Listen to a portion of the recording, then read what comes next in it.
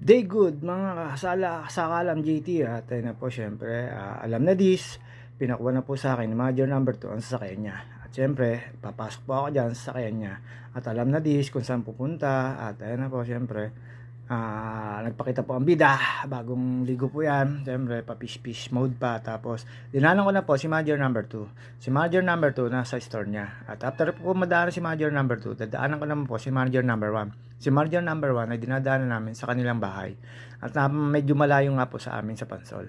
At ayan po, dire-diretso lang po tayo dyan sa highway na yan, Barrio Pansol to Bukal, at dadaanan po natin yung school ni Ate Sia ng Barreto. At ayan po, dinaanan ko na po yung kay Manager number 1 at mayroon po akong binaba dyan at ayan, sasakay na po sila. At syempre po, alam na this expressway at napag-usapan po namin na pumunta ng Divisoria at meron daw silang bibilihin. Sa Divisoria kasi marami kang mapapamili. At ayan po, syempre, ang JT Sakalam, favorite ko dumaan sa Skyway. Kasi sa Skyway, wala kang problema. Makakita ka man ng mga yung Skyway Patrol, hindi po kayo sisitahin kahit kayo magkamali, wag lang sobrang abuso. At i-guide po kayo na bawal po dyan, hindi po kayo basta titikitan. Naliban lang ho na maroon kayo ng sira. Sigurado ho kayo pag di kayo marireker or matutulungan naman. At yan po, dire-diretso lang po tayo dyan. Highway na yan. At medyo may katrapikan po yan. Sobra po traffic niyan, pero kami Skyway. Kaya hindi po tayo matatraffic dyan. Siyempre, JT Sakalam, favorite dumaan sa Skyway kasi walang sita, walang stress. Sa Maynila na lang, pagbaba, tsaka na lang po tayo nag-iingat. Kasi, kada kibot mo, meron kang violation. Samantalang dyan sa Skyway, ang baba mo, ay dire-diretso lang po kayo. Wala ko kayong malalaman na violation nyo agad. At after po namin mag-Skyway, syempre, Quirino, ayan na po, dyan na po tayo nag-iingat. Kaya mga lugar na yan, sa bawat kanto, pag paanga-anga ka, para ka, sasabihin sa'yo, beating the red light. Pero nakatalikod naman sila sa stoplight, nando sila sa after stoplight. Kaya paano nila nakikita na beating the red light ka? Kaya shoutout po sa inyo. Sana naman po, may pakonsiderasyon kayo sa driver na mga medyo maayos. Yung mga pasawa, yun na lang po yung sitahin nyo, seminar. At ayan po, syempre, dire-diretso po yan. Ilalim po ako na LRT na yan. At after ko po dyan, makalampas po dyan, at wag po kayo basta sa kaliwa mag-stay nyan. Parang malala ka dyan. At sa kanan naman, okay ka lang mag-stay kasi di naman yan wala namang problema dyan. At syempre, pag nandyan ako kayo sa may City Hall ng Maynila, medyo parteng kaliwa na ako kayo, wag na ako kayong gigitna at baka masita pa kayo at matikitan. Sumunod lang ko tayo sa sa tamang proseso ng daan. Lalim ng Tagalog mo, sa Alam JT. At ayan po, syempre, nakadama na po kami ng traffic dyan. At after po nyan, syempre, kaliwa na ako nyan. Kasi hindi ako pwede sa gitna, papuntang Santa Cruz, Manila yan. Tapos yung kabila naman, papuntang Quiapo. Kaya sa left side do kayo para makarating ko kayo sa boundary ng pagkakaibigan China at Pilipino. Totoo nga ba yun? Bakit naman po kasi inaan yung pilit yung sinisirita ng Philippine Coast Guard? Di naman kayo inaano. Ano ba yun? Mga taga-China.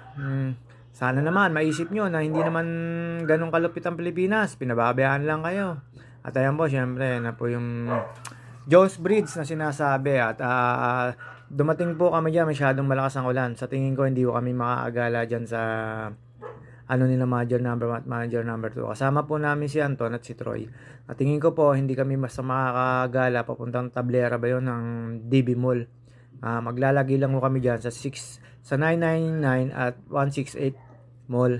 At ayan po, syempre nakaramdam na ho kami ng traffic dyan kasi yung Arkong yan may dyan, may stoplight, kaya medyo nakaramdam na ho kami ng traffic dyan. At after po naman dyan, dire-diretso lang naman po tayo dyan. Hindi po kayo maliligaw na dyan kasi ang labas na dyan ay Beyond the Church. At after po nung syempre Beyond the Church, may nakikita kayong Jollibee, kaliwa kayo, tapos kakanan kayo, mismong kanto ng Jollibee. Ayan na po yung Divisoria. Pasok na ho tayo sa area ng Divisoria. Diyan nagsikip na ho uli ang traffic. Syempre, Christmas, nandiyan na ho yung mga pasaway na driver, tumatawid, at lahat ng sasakyan na nasa gitna nagbababa. Di naman po natin masisisi sila. Kaya, shoutout lang po, sana may disiplina sa susunod. Di naman po mawawala ang traffic dyan sa Divisoria kasi nandiyan naman ho talaga lahat yung galaan at bilihan na mura. At ayan po, syempre, nagpunta muna ho kami sa 9999. At syempre, papakita po ang JT Sakalam. At ayan po, panik po kami ng Major number 1, Major number 2.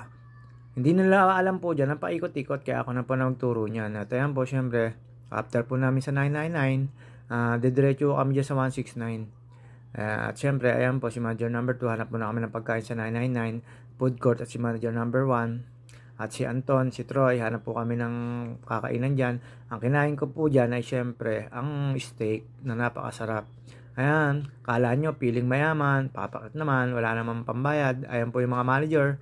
Punta na ho kami dyan papunta na ho kami 169 yan. After po namin magpunta ng, hanapin namin yung sinasabi nilang piso, 2 pisong presyo. Wala na pala, sarado na.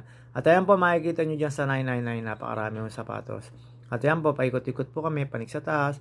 Ayan po, padiretso na ho kami na 168 after namin sa 999. Nakapamili na ho doon. Siyempre, di naman masaya yung mga manager ko kung di kami pupunta ng 169. At sabi ni manager number 2, umikot-ikot daw kami kasi naikutan na namin yung kaliwa. Kaya ayan, dinala ko sila sa kanan. Paikot-ikot kami dyan. At madami rin naman pumabili dyan si manager number 2, manager number 1. Sorry, nabubulol. At ayan, paikot-ikot to kami. Ayan si Troy. Ayan po, dire-diretso na kami dyan. After po namin, syempre, papakita ang bida. At dire-diretso lang po tayo dyan. Kaway-kaway lang. At ayan po. After po nun, diretso ho kami ng yung sa bagong tulay.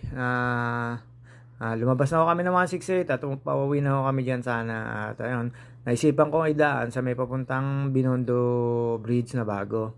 At pagkalampas nyo po sa Jollibee, kanan mo kayo dyan sa tulay na yan. Wag kayo diretso pa uwi, tapos diretso lang mo tayo dyan. Makikita naman po kayo ng arko dyan. Chinese sa Pinoy na pagkaayos mo, tawag dyan. Diretso lang po tayo dyan. Yung sinasabi kong arko. Pagkatapos po nyan, syempre, yung dulo nyan, kakaliwa kayo. Para makapunta kayo sa Binondo Bridge na bago. At doon ko nga pala dinaan sa may Intramuros. Yan ang gusto kong daanan para medyo maluwag. Hindi na kami matraffic sa may papuntang Tapat, iikot sa may papuntang likod ng TM Calaw ba yun? O makalampas ng Loton. At yan po, kumaliwa na po ako dyan. At ayan, makikita nyo na po yung bridge dyan. Ayan, sinabi ko sa mga manager ko, baka gusto nila magpa-picture, pwede naman dyan. At natuwa naman sila na nakadaan sila dyan. Ayan, yung sinasabi ko, tapos kanan mo kayo para makapaliko kayo dyan. Ang labas po niya na Intramuros. Diretso lang po tayo dyan. At wala naman po ligaw yan. Pero two-way yan. Hindi lang masyadong dinadaanan kasi parang sightseeing na nila yan. Kung gusto mong pumunta, pwede. Pero bawal ka magbabad dyan. Minsan may pulis na nagbabantay dyan. Baka kasi pag syempre for safetyness ng mga ibang turista. At ayan, diretso lang po tayo dyan. Napakagandang bridge yan, no? Duterte administration po nagpagawa niya nata, pagkakaalam ko. At pagbaba nyo po niyan, syempre, Intramuros na po yan. Ayan na po yung Intramuros. Ayan po yung sinasabi ko sa inyo na diyan kami dumaan. Kasi po diyan, hindi masyadong matraffic.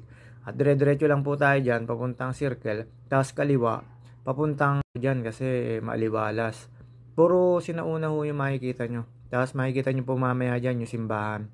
Papakita ko po yung simbahan sa inyo diyan. After po na traffic na yan. Yung traffic po yan ay hindi naman po, ayan po yung sinasabi ko sa inyong Intramuros Church. Yung traffic po yan ay mga may tatawid lang. Wala naman po kasi stoplight dyan na matagal, kaya dire-diretso lang po tayo dyan. At wala naman po kayong kaliligawan yan. Pag diniretso nyo naman po yan, ang labas nyo po ay Ross Boulevard. At ayan po, hindi pa po kami nakontento. Dumaano kami sa MOA. Tapos sa MOA, tumakay po kami dyan. For VIP, ayan, kaway ng kaway si Major number 1. At ayan po si Kuya. Ayan, nagpatido kami dun sa loob. At ginala pa kami niya ni Kuya. Napakabait naman po. Basta magre-request ka lang, pero ang priority nila, senior citizen at PWD. Meron akong ID, kaya na priority kami. At dyan po, sa paggagala po niyan, ay pauwi na po kami niyan. Kaya mga ka-JD sa alam, babos na po kayo. Hanggang dito na lang. Hanggang sa muli. Sana 1 million followers, malalayo-layo ka pa. Pero hindi naman pinapangarap. Joke lang po. At yan, bye-bye po mga JD sa alam.